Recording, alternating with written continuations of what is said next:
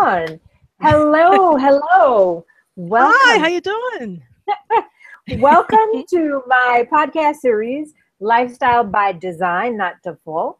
Tonight, our very special guest is Miss Joyia D. Bradley, who's a dear friend of mine. Joyia is a film director and just an all-round amazing woman that I totally admire because she does what she wants to do, and she's really amazing. So Joyia, Thank welcome. you, thank you. Woohoo! I'm so honored to have you here. Thank you for your time. Well, thank you for inviting me. So Joyia, can you tell me a little bit about yourself? Tell me where you're from Originally or where I am now? originally and Oh, where you are now. well, born in Atlanta, Georgia, transplanted to Texas, spent some time around the world, and then settled in New York. Live in Brooklyn right now, so Brooklyn girl.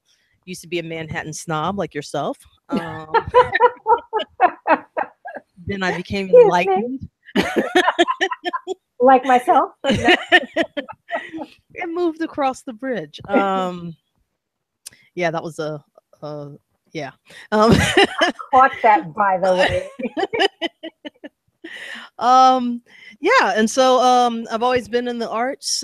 Grew up in the arts. Was a child actor, and then really studied in high school. Became very familiar with the classics. Went to London to start study Shakespeare and Bertolt Brecht and all these amazing writers, Marlowe and studied there and had a lot of master teachers that were very famous, like Ian McClellan, who came and gave us a lot of master classes and really grew up there. And then finally just landed here and started theater all over again, and then really boosting up on the film career as well. Okay, nice. So tell me, how, as a child, did you always want to get into the arts? I did. It came to it pretty easy and pretty. It was effortless for me. My mother just remembers stories of telling me that I had always performed whenever I could, singing loud, everything, just always in front of an audience. No surprise there. Um, None whatsoever. watch it now. Um, and then from there, though, I remember a very specific time where we were all in my grandmother's house. It was me and my friends, and we were watching Good Times. It was like I was 5 years old, and somebody was like, "Oh my gosh, this is when Janet Jackson was on," and they were like, "Do you know how much she makes?" And everybody's like, "What do you mean?" They're like, "How much money she makes?" You know, kids are like, "A gazillion dollars." They're like, "That's right," and I was like, "That's the career for me," you know. And little did we know that was not, truthful, but that's what started my love was television acting. But then my mother took me to my first real play, which is a chorus line or a musical, when I was 10, and that sealed the deal. I just From there I was just like, I have to be on stage, and so that's where it came from. Okay. So Joya, now you're a film director now. I How am. did how did you manage to start directing film? Um, Actually, that came about. Well, I do film and theater, but actually, directing came about um, probably in my mid to late 20s. And the reason being that as an actor, getting called for the same parts over and over again, the same type of parts. So I would run into the same crowd over and over again. And then the other crowd that I would run into who would get called for the other parts, it was almost like you're being typecast, and I was typecast as the young black mom. That's what they called it back in the day. So we were the clean cut, could be married, well educated. Because of my skin color, it wasn't too dark nor too light, so I kind of fit in that in between sector where you could appeal to everybody. And it was, even on the casting sites, it was like non-threatening, so you were pinpointed cast that you were this kind of black person going up for these kind of black roles, Okay. and that was it. And I kept looking around and saying, I'm a classically trained actor, like really classically trained. When I go up for the theater, I can play anybody and anything, but when it came to film, it was just so disparaging to see same parts. Here we go again. Young black mom. Okay, we know, Shanita got it this time and Diane got it this time, and I would get it. And it was just the same girls coming up again. And it gets tiring and very unfulfilling. So at that point, I actually looked into writing and directing, and then came across and met several people who were like, "You just got to do your own thing." And at that point, I went back to school, changed my focus to film, started writing, producing, and then really honing in on the directing and being able to direct other actors. And felt at that point that's when everything came full circle for me, and really loved that creative process because I was then in control of the narrative of what was being told and different types of narratives that I particularly like to tell.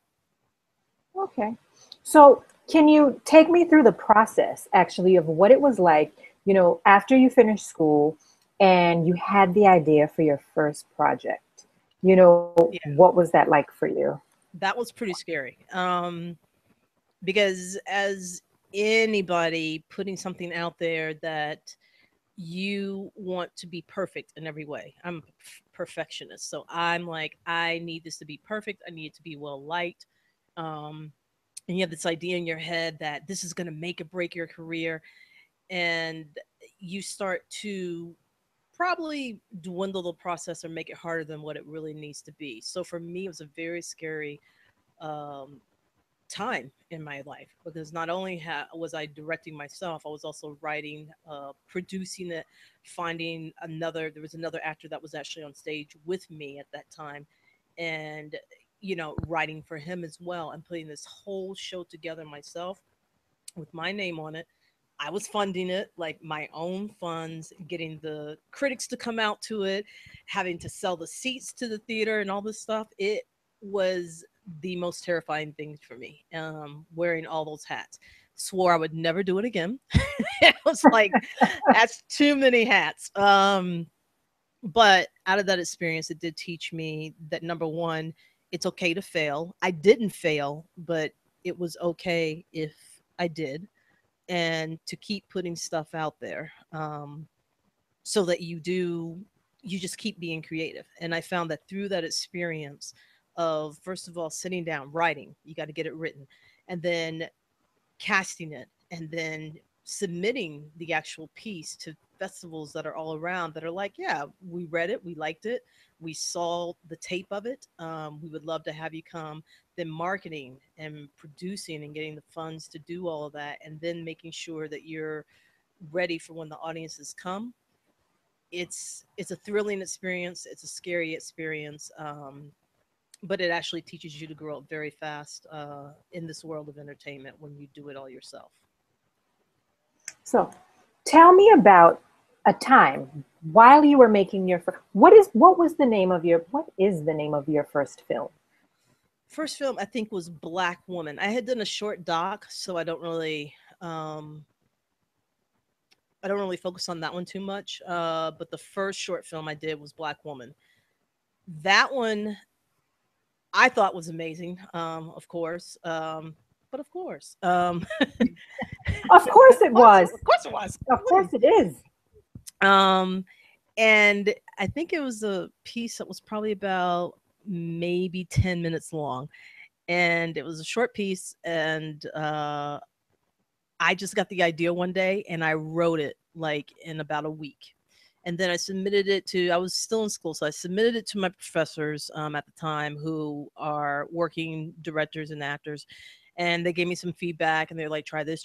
And went back and edited it again for another week. And they're like, it's good, it's good. And in a month, I had put the whole thing together to where we could film. So I had to find locations, um, and that was at the time I had a day job, and the boss of, may he rest in peace, he has passed away, but he was very supportive of all the people that worked for him. And so he let me use the office, which was in this Madison Square or Madison Avenue office building He paid for the air conditioning because if you come on the weekend, you have to pay for air conditioning. He was like, "Go ahead, you can use my office." He catered the drinks, lunch, everything. So, um, That was you really know, nice. it was really nice. It was really nice. Asked him, he was like, "Sure, come on." His son did the music. I got a hold of his son, so it was like a family affair. Um, I had over 20 black women who were in the piece, and the piece was basically a satire of how uh, black women are used to validate other people's lives. Um, Very much funny and very satirish. And so by doing that, I had a lot of people to cast, a lot of locations in this little piece, and I did it in 3 days. We filmed it in 3 days, um, edited in a week or a week and a half, and pushed it out to film festivals. We landed about 3 to 5, I think it was 5 film festivals in the end, and it did a pretty good showing for that little piece. That was the first piece, um, and I met an incredible amount of actors and actresses and just caterers who catered the place for free, and it was just a really nice time. I had the best crew in the world, some of my buddies that we all went to film school together, so that in itself gave me just a huge respect for what anybody does who puts a project together, in any kind of time, and what it takes to do that. But yeah, um, so that was the first piece I did. It was a great piece to start out on because it did so well. It was There were not many problems on the set whatsoever.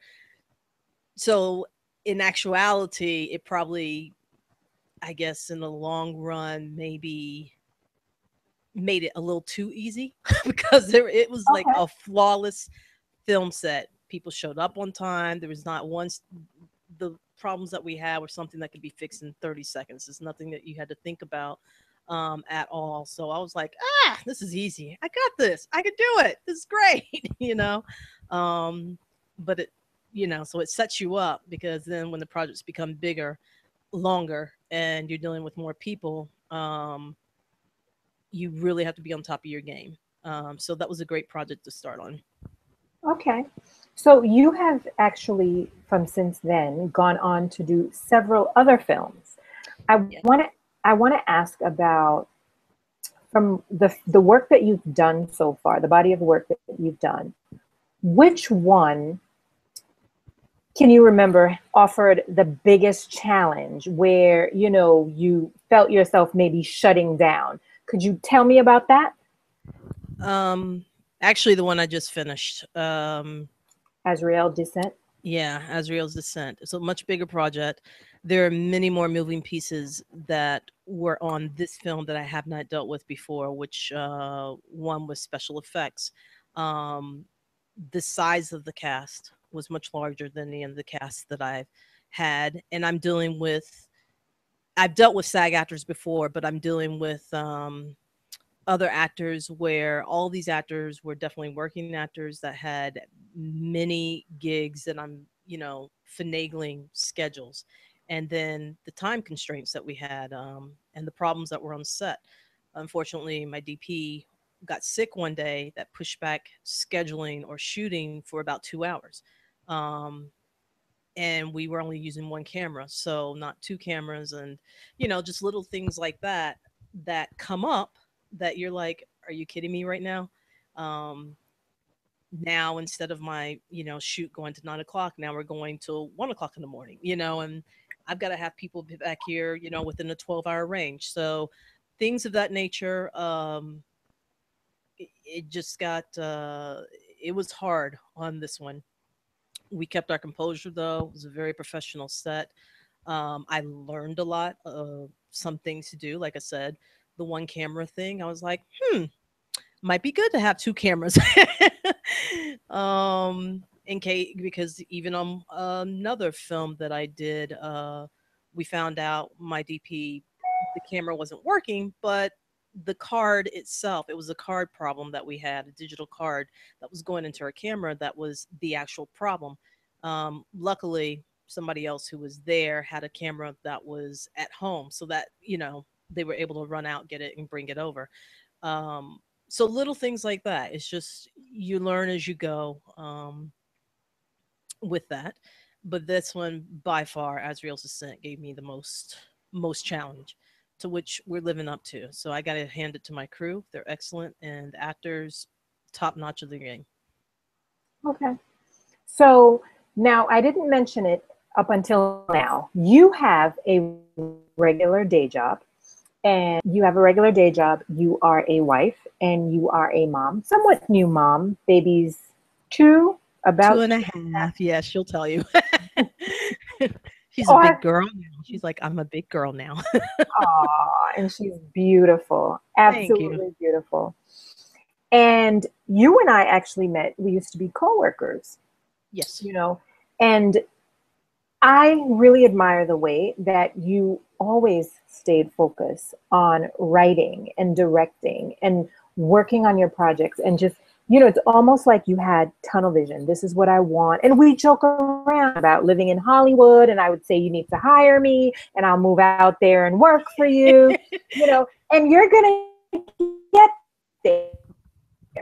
And I think I admire about you and why I wanted to interview you, because you've got life, you've got bills, you live in Brooklyn that's trying to, compete What's this with thing with Brooklyn? Come on now. rent prices with Manhattan. You have a regular day job in which you're an accountant. That's a little bit different from being, or a lot different from being, creative and being a film director and also a writer, screenplay writer. How is it that you manage to stay focused and get this done? How do you do that? I often joke because if I don't, I'll go crazy. So the creativity is very much a part of me and who I am. What I have to do to live in this world by having a day job is just that. It's what I have to do. But I have made sure that the skills that I have are the same skills that I would need in filmmaking or um, even theater itself. And so for me, being in finance uh, is just a step over to the side, because when you're a producer, we are constantly working with Broadway producers, or when we're in stage, it's like producing the budget. I know how to do budgets, knowing how much credit cards and the fees and the commissions, all these things that most fledgling producers or indie producers are just starting to get to know. I've known it. So when it comes up for me on that side, I just try and keep myself fresh. I try and keep myself at the top of the game. Um, I work with big companies who actually have ties to entertainment, like my day job right now. I work for a Broadway theater, so I'm in that sector. We deal with Broadway every single day. Shows are coming in, shows are going out. I see the actors. So I am constantly in that mode pretty much 24/7. And then when I get home, it's easy for me to transfer over and say, oh, I've just seen, like we had a show at the theater on the town. I just saw all these actors, and then they're living their dreams. They told me their, aspirations and everything that they were going for, and how they were just waiting tables like just 6 months ago before they got the show. And we all share these stories of where we're going and how we're getting there, and you have to keep focused. There will be that break, and for me, everything I learned at the office may wind up in a script. We never know, but some Well, stories you have told. they say that art imitates life. Is that the saying? Yeah, art imitates life. Life imitates art. I think it's a circle.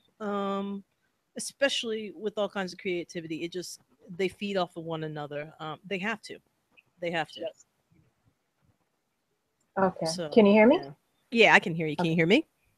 Yes, I can hear you. So it Great. went out for a little. So, Joyia, tell me, how is it that you manage to stay? But you mentioned that you have to, because it keeps you sane. But how Right. is it that you manage? How do you manage the time? How do you carve it out? What do you say to yourself? Do you have a schedule? How does that work?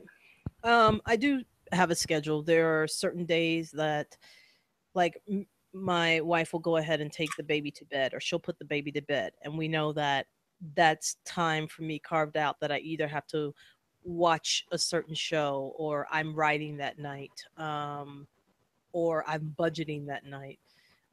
We have meetings that I work out with the editors, the special effects people, and it's all carved in. I've got it on my phone. Everybody's got a smartphone.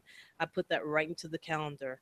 Um, so everything is carved out for me, because every single moment and every single minute of my day is pretty packed, right down to the point of, hey, I'm going to sleep, or taking a long hot shower. I have to carve it out. But I'm a big proponent of to-do lists for me. So for me, I mean, my to-do list starts with getting up and breathing, brushing teeth. And I'm like, at least I can carve three things off my list, like, right away. People laugh about that, but I'm like, I got three things crossed off. So yeah. So to-do lists are huge. One of those things. Yeah, yeah. They give you a sense of accomplishment. You've done things throughout the day. For me, one of the things on my list that I do is I make up my bed. Very important to make up your bed Yes. first thing in the morning. Okay, so that's how you manage to stay focused. Yeah. Now, how do you manage to stay motivated and inspired, Now that's a little especially in the face tougher. of challenges? Yeah. That's a little tougher. How do I manage to stay motivated? I think at times the number one thing that I do is I keep surrounding myself with doers, or people who actually are doing what I'm doing, but a little further along than I am, or at the top of their game. If you surround yourself with the same people that you aspire to be, there is no way that you cannot be motivated. Now, of course, there's times when you go into writer's block where you're like, there's nothing coming out of you right now. Um, my second thing that I do is travel. Uh, that motivates me more than anything. Besides the being around people that are like me, I will travel. I will clear the mind, because when you're away from home, your mind, it expands, and you meet people and you see the way the world operates on different levels, different countries. So that helps me a lot. It also brings a lot of creativity and stories that you don't, it's necessarily not in your world of where you live at the moment, but it is in somebody else's world. um, so I like to bring that to the fore screen. So that, traveling, uh, working out helps me stay motivated. It clears my mind. So most of the things I do to help me get motivated are actually, they're all very active things for me to do, um, including meditation. Yeah. Okay. Here's something else that's really important, and it's having your board. When we have a household unit and it's not just ourselves, we have kids, or we have a spouse, or a partner, you know, a mate, whatever, somebody that Whatever. you're not legally married to, boyfriend, girlfriend. Um, how is it that it's really important that they're also on board with your dreams and you on board with their dreams? So, Yeah. what does that look like for you? And what would you recommend to others? Because I think that's really something important that sometimes people miss. Sometimes Yeah. we have these dreams and these goals, and we don't factor, the important people into our lives into it. And sometimes those things can clash. Yeah. Well, I think when, first of all, when me and Mariana met, we had pretty much, we have an easy communication. So we had talked about from the first time what we wanted out of life. Um, and that was all good. But I mean, as artists, we all know we get into relationships, and then, you know, the person says they're really with you or they're supporting you, but then when they find out what it takes, they're like, oh, I didn't really sign up for this. Like, you're not really going out on dates, and or the person's a homebody and they're like, I don't really feel like going out and helping you network. But I had been through enough of those relationships before. And so when we met, we really sat down and talked about it. And even before we got married, we had counseling, like premarital counseling, where this is one of the things that came up. How do you guys see yourself in 5 years? What do you know, who's a homebody, who's not? And we are so similar in many of the ways that of the dreams and goals that we met, that everything just kind of matched up for us. We always say, oh wow, we were meant to be. But I think it's because of the communication. And so Okay. we both made it very clear what our goals were in each of our careers, how that other person was to play a part, and what we were signing up for. So I am very, very lucky and very blessed that I found someone who, she actually sometimes pushes me, is that, when I do get unmotivated or I am tired, she's like, okay, but do you want to be in this position forever? So you need to get up, you need to go to the gym, I'm like, oh, okay, mom, but yeah, so I think communication, understanding, and respect is definitely a key. You have, and yeah, the other person is going to play a part, and the more honest you are about it, um it's gonna just make it that more effortless to actually obtain your dreams. And hopefully you get somebody who, when they are honest about what they really want, they actually stand behind what they really say. So Okay. So tell me, your production company is called EB Productions. What yes. prompted you to start EB Productions? Well, we sort of what we were talking about before. So back in 2004, just being called up for the same parts, and looking on TV and going to the theater sometimes, I'm like, wow, we just see the same certain actors doing the same thing, or I'm doing the exact same thing on every role. However, our counterparts who are not of color are getting these amazing roles, these amazing stories. And I'm like, well, where's our gladiator? Where's, our 21st century on the towns and everything like that? We have those stories within, the realm of people of color. So I wanted to make stories that basically we can have a Macbeth and a Lady Macbeth, and maybe they are an interracial couple and they're rising to the top and killing off everybody, great Shakespeare, and put it in an upgraded version of a film or something like that. Uh, because I do not think what Hollywood is pandering right now to the communities of color um, has always been through preconceived notions about what people of color actually represent, and it seems to be the same narrative each time.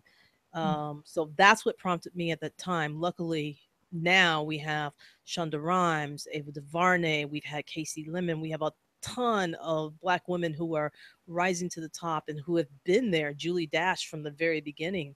Um, who are bringing out these stories and these narratives that are now starting to get a lot of attention, Mhm. and all because the people are figuring out, oh, it's making money. Of course it's making money, because we've been screaming from the rooftops, this is what we want. So I wanted to start a company that was devoid of stereotypes, and I wanted to use actors that were at the top of their game, really good at what they do, um, and that were classically trained. It's very important to me to be classically trained, and start with, doing stories or narratives of old classics. We're actually doing updated version of Oedipus Rex, with people of color, and bring that to the foreground of itself. Now I do cast pretty much everybody, so it's not just a company about people of color, but I'm making sure that the people of color get lead roles, and that they also are not relegated to the same roles that we would think they would be. So I do mix it up. Okay. And they're not dying off first. Um, No. Or if they so do, I they come back. So there you would go. throw that in. Okay, okay. So you mentioned that it's important to you for an actor to be classically trained. Well, why is that? I believe most classically trained actors, definitely it enhances your ability for language. It also, for me, it gives you a point to really tackle the feelings that are inside. I do believe that classical actors are more at depth at handling those situations. Um, and classically trained, usually you're coming from the theater as well. So when I'm on set with a classically trained actor, it doesn't take them six takes to get into the character, or if they mess up they can't keep going, or they're cutting themselves off as if they're the director. That's my biggest pet peeve. um, that they just stop because they flubbed over some lines. I'm like, I don't care, keep going, because if this is real life you would keep going. So at that point I need classically trained actors. They know language, they can, their mouth, their embouchures, their whole bodies they use. They're very comfortable in what they do. Whereas a lot of times when you're just dealing with people who are only trained in film, they're locked up a lot in their bodies and with their speech. They don't use their mouth. They don't know how to use their diaphragm and to talk. And yes, we know you're mic'd, but I do need to understand what you're saying. Even if you are speaking with an accent or a dialect that we are, may or may not be familiar with. But it's just, it's important to me that that actor brings that training to the film that makes my job a lot easier. So I'm not here sitting here trying to give you your motivation, which I'm paying you to do anyway. Okay. So tell me, Joya, what what do you really enjoy about creating film? What's the highlight for you? The highlight for me um, is working with people. I love working with people, actors, crew, and bringing together in the very end this product or this project. But then when you see it, you're like, wow, we did that. We actually did it. And for me, just knowing from what it started as, which is usually not where it ends up, because you start with some script and thank God you didn't produce that script, that it goes through edits, and you bring it to the screen and you just sit there and you smile and everybody's like looking around and you're like, we did that. We actually did that. That's probably the best feeling that you can get. And then hopefully people like it, or it makes them question what they like, or it just brings about some kind of feeling, whether they like it, they hate it, or whatever. So yeah, that's probably the best thing about it for me. Okay. Is there usually, do you usually have like a message in your work that you want to share with the world, or something that Mm. you're expressing, but is there usually a message in your work? Is there usually a message? No, there's not like an overall theme. I mean, the first two films, yeah, and in this last film that we've done, no, there's not like this overall, like, oh, this is the theme of it, and this is what we want you to think and get out of it. No.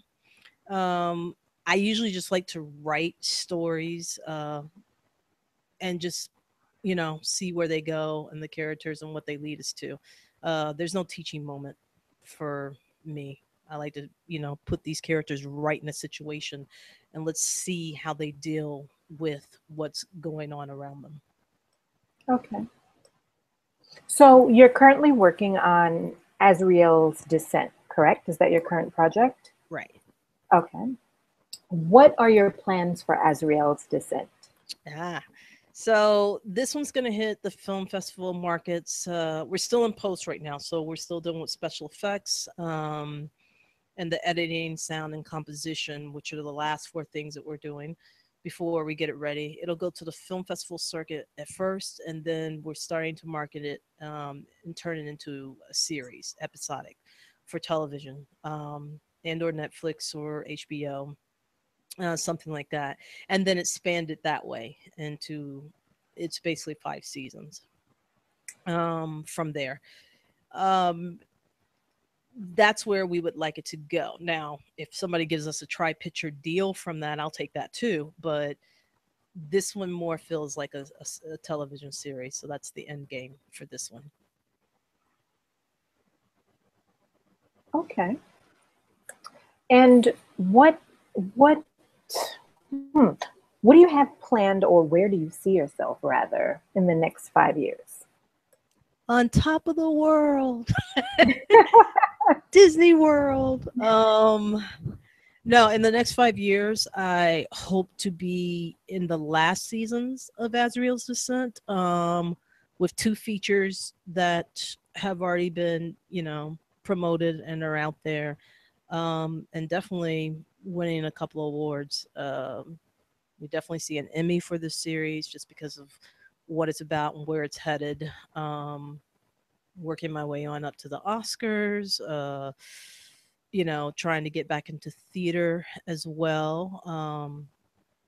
Going after that coveted Tony Award as well. Okay. Um, and so, yeah, I'm one of my all time heroes, or I guess what do you call it? Just one of the people I look up to is Rita Moreno, and she's got like all four awards. And I'm like, you got all four awards. I'm like, I want all four awards. I can't sing worth a damn, but I want all four awards. Thank God there's rapping. Hey.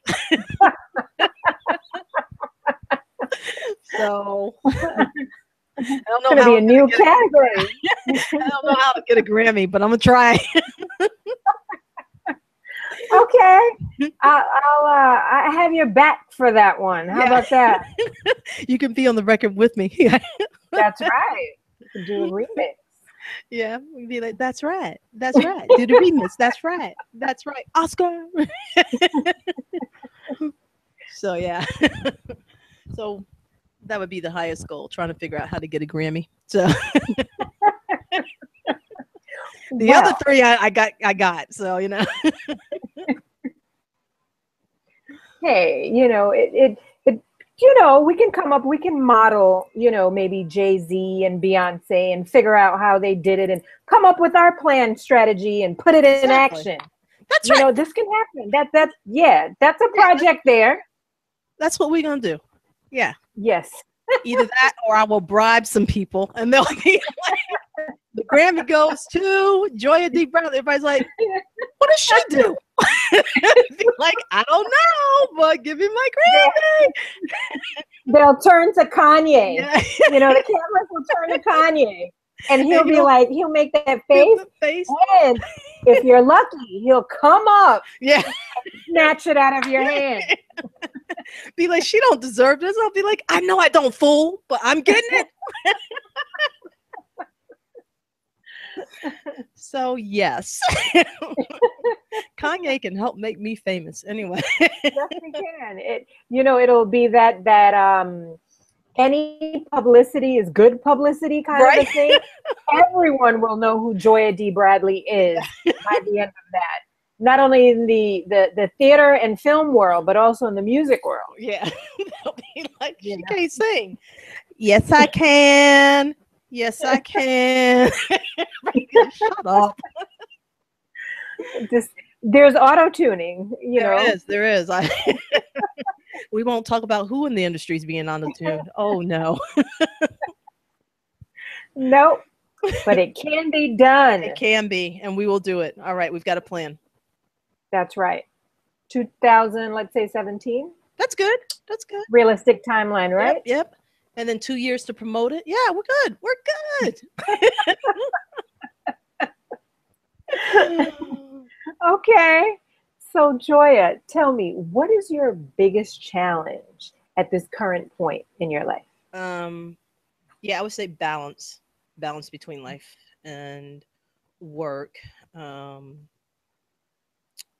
yeah, that is the biggest challenge because you do have to carve out, especially when you have a family. Mhm. To not leave them behind, or not just say, well, I'm in this period right now, I'm in this creative period, so you cannot be around me. No child is going to understand that. And and they shouldn't have to. There's a time when, but you can't do that like on months on end. So that has definitely been a big challenge to me, and a new challenge, like you probably got it figured out, but for us new moms, that it's like, what? Hey, I don't believe in the word balance. There's no such thing as balance. Eh, Um, just because you can't get it no, doesn't mean. no. What I've actually, what I've learned, since a lot of people actually do think I have it figured out, especially since I work from home now. And I don't. What I've learned is that you have to, like how we schedule in creative time and you schedule in certain things, we have to schedule in our families. And over the summer, because I was at home and Satya was out, who's my youngest, my other two a little bit older and more independent, and they don't need me physically as much, because they're older. I've learned that I really need to schedule her into my day, and I work around her schedule, and once Yeah. you do that, what really, once you do that, I don't feel guilty because I know that I've taken care of the most important people in my life. I know that I've spent time with her and I've invested, my quality time for the day. And then my conscience is clear to actually go do work. So I've learned that it's actually scheduling the most important people and that quality time, you know, schedule that into my life and kind of design my life around that. So it's an interesting way of looking at things and doing things. But they're like my top priority on my list, and everything else kind of, falls into place somewhat. All right. So you're balancing. What? What is that? You know? It's just the scale is tipped one way or the other. I got you. I got you. Yeah, but it's interesting because as a mom, I'll tell you that I used to feel really guilty. I would say, okay, from 9 to 5, I need to be here doing this, and my Right. daughter would be like, "Can you get off the phone, woman? I'm hungry. It's hot outside. Are you going to take me outside?" And you look into these little eyes and you feel very guilty because on one hand, it's like, okay, I need to do things so that I can feed us, but at the same time, I need to do things to feed you emotionally, physically, mentally. So, I learned that works for me. I learned that I had to kind of schedule her in first and figure things out around her, Yeah. and it's worked. So that guilt, Yeah. I'm guilt free. Feel free. No, that probably is part of my struggle, was that, because I think probably you same. We grew up in a time period where women did give up their dreams or their lives once they started having children. I Yeah. mean, I have Mhm. many friends, because I was brought up in the South, and that seems to be the current trend or theme, that you're to be married when you're in your 20s. You're having kids by the time you're mid 20s to late. You're on your second house by the time you're 35. There is a definite, just a definite way of living, especially that's bred in the South for Southern women.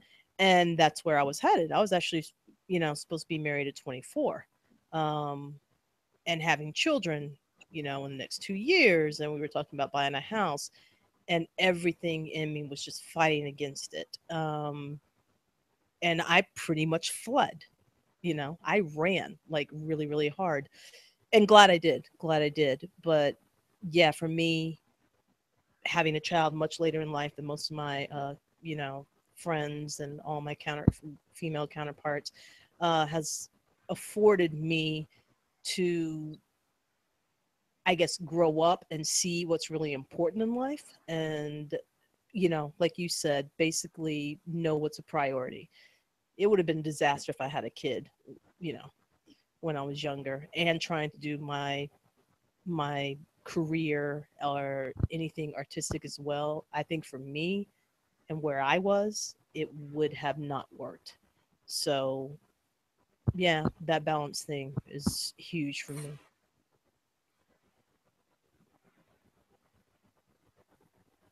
Yes, you're thinking.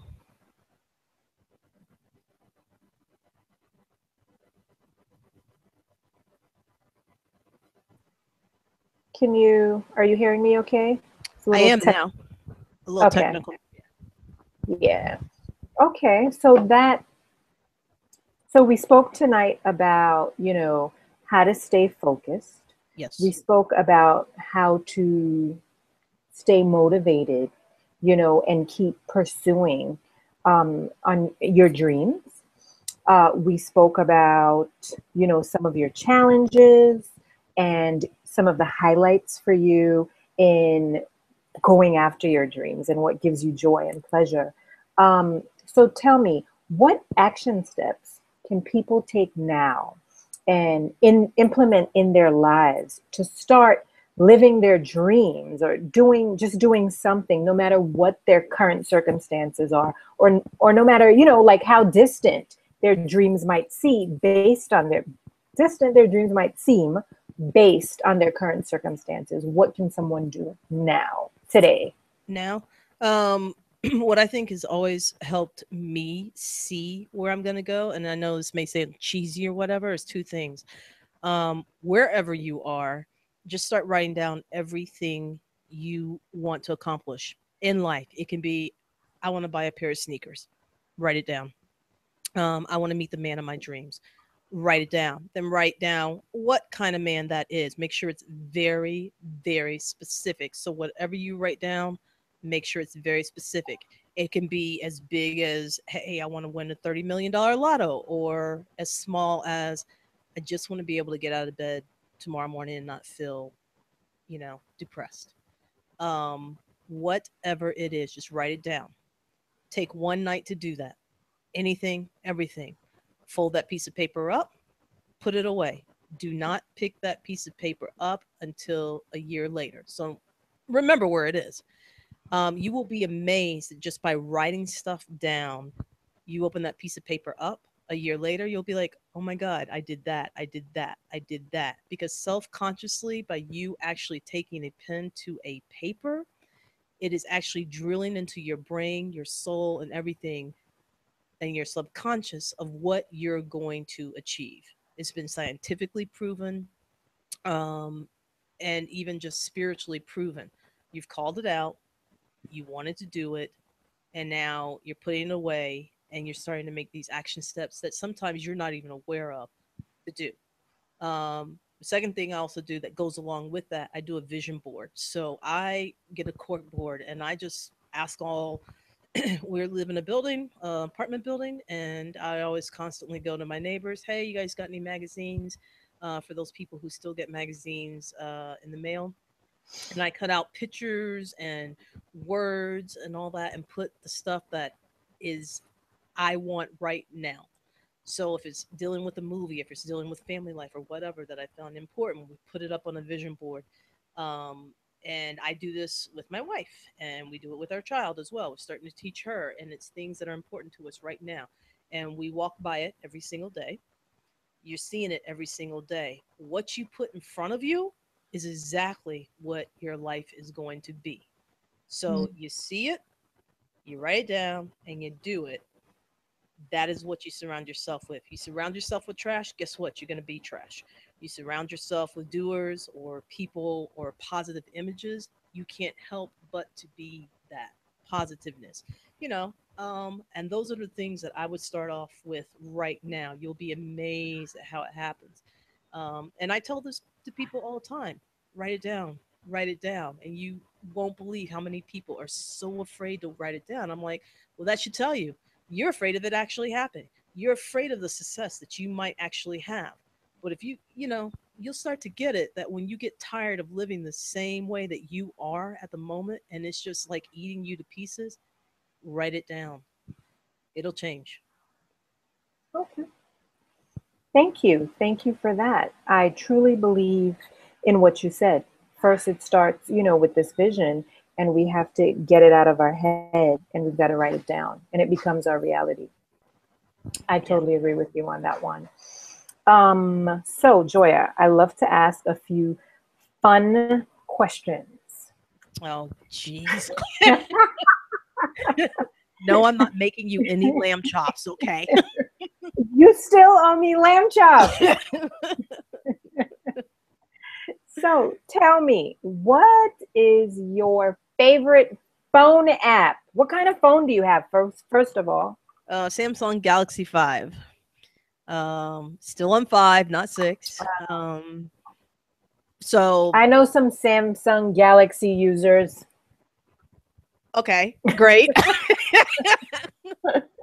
I'm so happy for you. And what's your favorite app? My favorite app would probably be I'm into games because I'm on the subway so much. So I love games that I do. Um, yeah, that's one of them. And then the apps. I mean, Which game? uh, it's one of those. I don't even know what it's called. It's not Candy Crush, but it's the one with all the little fruits, and you're matching up the Ninja? fruits. Fruit Ninja? No, no, I forgot. Anyway, you're going along this trail and you're just matching up the fruits. It's great. Um, and then I got Agent Alice, and she's trying to figure out all these clues to these murder mysteries and everything. So love that. It's just basically a concentration game of you remembering where everything is. Um, Okay. and then my calendar. I love my calendar. Love my calendar. I can look at it and I be like, oh, that's where it is. Yes, if I do remember that you are a very organized person. That I do remember. Yes. So Joya, what's your favorite book? Kindred. That's easy. Kendra? That's by Octavia Butler. Um, in my opinion, one of the best sci-fi writers. She's also African American. Passed away not too long ago. But yeah, I'm that book is just always it's always grabbed at me. Okay. Why do you think that is?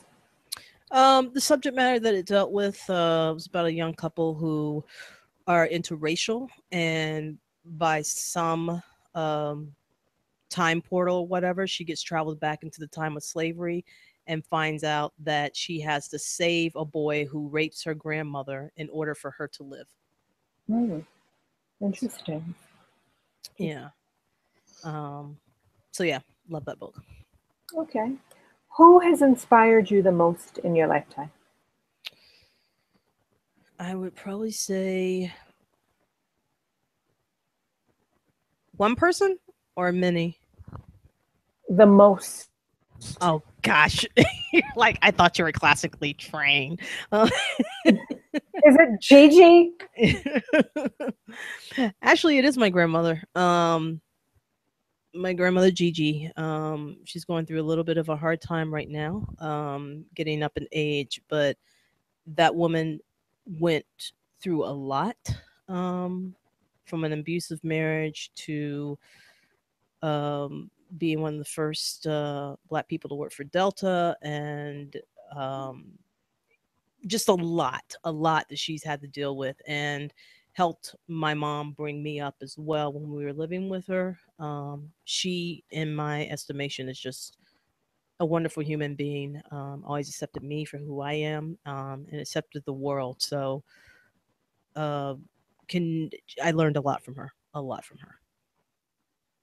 Okay. And share with me one of your favorite moments with your daughter. Oh my gosh, there's so many. Come on, how can you ask any mother that? Eh, she's just so funny. She's a funny human being. So everything she does is just funny. I mean, people are she's just a funny human being. I can't share one because it's just Well, tell me about a moment that you can think of. well, I'll tell you one thing that I absolutely love about her.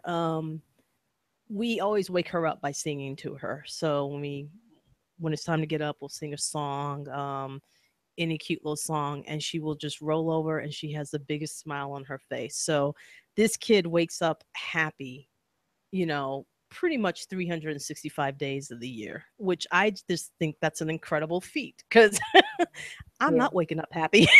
I'm like, it's morning. Where's my coffee? This kid doesn't need coffee. I'm like, wow, that is amazing. But no, just to see her smile and then she just was like, mommy, and it just lights up the world, lights up my heart. That's beautiful. That's beautiful. So, Joya, I was an honor to have you as a guest. Oh, You thank are you. an absolutely amazing, amazing human being. I am inspired by you and your The life. most inspired or just inspired? You're up there. You're Oh, like up come there. on. Well, as of right now, you are the most inspiring person. Thank you. You too. Hey, you know what? I have a surprise for you. Just because I know that you are a big, big, big Shakespeare person, I thought this was funny. I actually got it because of you. What?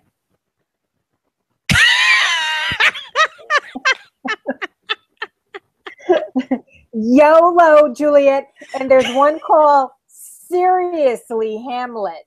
So it's like Shakespeare in text message. How awesomely cool is this? YOLO, Juliet. Now, I have to say, I'm not a Shakespeare person. I never studied Shakespeare. I'm putting this out here. My daughter actually highlighted this to me today. You would know, but this character here, Mercutio, am I saying that right? Mercutio. Mercutio. Was Mar- was Mercutio a black character? No, he was just he's been played by black people before, but no, he's not particularly black. Okay, No. never mind. Never mind. Okay. um, So this is pretty cool, because they even have check-ins. And I just thought this was the coolest thing. They even have, look, Joya, events for the calendar. Do you see that? Is it coming in clear? it is coming in clear. Okay. Now, what kid is not gonna know Shakespeare here? That's You great. know, this is pretty cool. I should have highlighted the page, but there's the scene where like Juliet's talking to her mom Hmm. about not wanting to get married. But check this out, right? So like Romeo checked in. Romeo has checked in to, excuse my ignorance here, Capulets, Yeah, the Capulets. Capulet's mansion. See that? He checked in. Romeo says, at a party that I'm not supposed to be at, LOL. Romeo, whoa, spotted a hottie. She is hashtag perfect. And It's awesome. there's like a whole series, and it's got forever with a kiss and I guess that's a scream or something to that effect. And here's the back. Oh my gosh, you got to send me those. Those are awesome. Pretty cool. I actually saw it today, and because I was interviewing you, I was like, I got to get this. Joya's either gonna love it or she's gonna hate it. She might say, "What the hell have they done to Shakespeare? This is an atrocity." In my younger days, I probably would have, but right now, I'm at the point where let's just get it out in a fun way and actually teach these children and kids about Shakespeare, and bring it to the masses. Because what a lot of people don't know about Shakespeare, and I'll leave you on this, is that everybody makes it so highbrow now. They're making it so elitist, and it's like, it's so boring. But when you go over to London and you see how they do it and how they speak it, and it's so effortless because they've been doing it since they were 5 years old. And you remember that when Shakespeare wrote it, all the people that were on the ground floor were like people like us. The royals were up in the boxes. So when he said something, a joke of any kind, the royals would be laughing one way because they're like, oh, it's so highbrow, but the joke was actually meant for the people on the ground. So it was a double entendre at all times, meaning that Shakespeare wrote for the people, not the other way around, where a lot of people are like, you have to be so elitist to understand it. And that's where I think uh, it has gone awry, or people have, you know, pretty much made it exclusionary. It shouldn't be exclusionary. He was never exclusionary. It was always inclusion, inclusion, inclusion. Um, so with that, that's what I hope to do with my films. Include everyone, because really that's what the arts are about. You know, get everybody in there, question, we debate, talk, communicate, bring it up. It's art, and art imitates life. Life imitates art. Let's do this. Let's get a Awesome. Grammy. Let's get a Grammy. Get that Grammy. That's right. Project Get a Grammy 2013. It's too funny. Okay. Oh, we lost you there for a little bit, the video, but the audio was coming through clear. So Okay. the video is back. So Joyia, again, I want to thank you for hanging out with me. Thank I you. had an amazing time with you. I actually realized how much I miss you. We got to hang out, Yes, you yes. know? You got to come to We Brooklyn. got to, I've always invited you. Don't even. yes, Don't even. you have. Yeah. Why don't you tell the people how you've never traveled over the bridge? But we won't say anything. Oh, I used to live in Brooklyn at one Yeah. point in my life, Yeah. you know? You're like at a very low point in my life. No, no, but I lived in Brooklyn. You know, all my Caribbean and Trini people are out there. So I have no problem with Brooklyn. Yeah, right. Yeah. Okay, anyway. So thank you. Thank Thank you. you Thank you. again. And you have an amazing night. And I want to thank, everyone who's watching. I hope there is something that you can take with you from this interview here tonight. And again, my name is Margaret Wilshire. This is a video podcast series, Lifestyle by Design, Not Default, sharing the amazing stories of everyday people who are on the path to living their dreams Oh, and thank you. enjoying life. Thank Awesome. you and have a great night. Thank you. All right. You too. Bye bye.